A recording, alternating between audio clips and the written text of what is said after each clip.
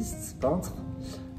Et donc pour Nuance, je propose une œuvre qui s'appelle Chiaroscuro et qui prend place dans la grande salle, dans le Grand Théâtre.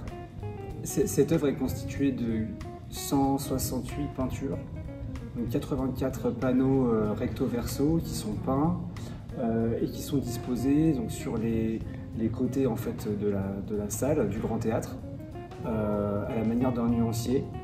Et pour concevoir cette œuvre, je me suis vraiment concentré sur une sorte de point de rencontre entre la peinture et le théâtre. Et assez rapidement, il m'a semblé que la lumière, en fait, la question de la luminosité de la lumière était une notion qui peut être importante. Déjà parce que la lumière, elle est essentielle quand on parle de peinture ou d'œuvre picturale. Et puis en fait la lumière elle est nécessaire pour voir une œuvre dans un espace d'exposition.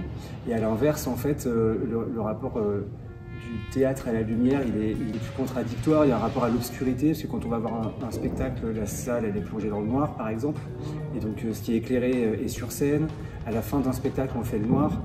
Et puis on rallume la salle et ça veut dire qu'on doit quitter en fait qu'on doit quitter sa place et que c'est terminé. Donc moi je me suis vraiment concentré en fait sur cette question de la lumière et donc je propose une œuvre qui va évoluer tout au long de la saison, un nuancier en fait de couleurs lumineuses et ce nuancier va évoluer progressivement. Chaque panneau en fait peut être retourné et on va passer en fait donc, de manière très progressive d'un nuancier de la lumière à un nuancier de l'obscurité, d'où le titre de l'œuvre, Chiaroscuro, qui est le terme on va dire scientifique pour parler du clair-obscur dans la peinture.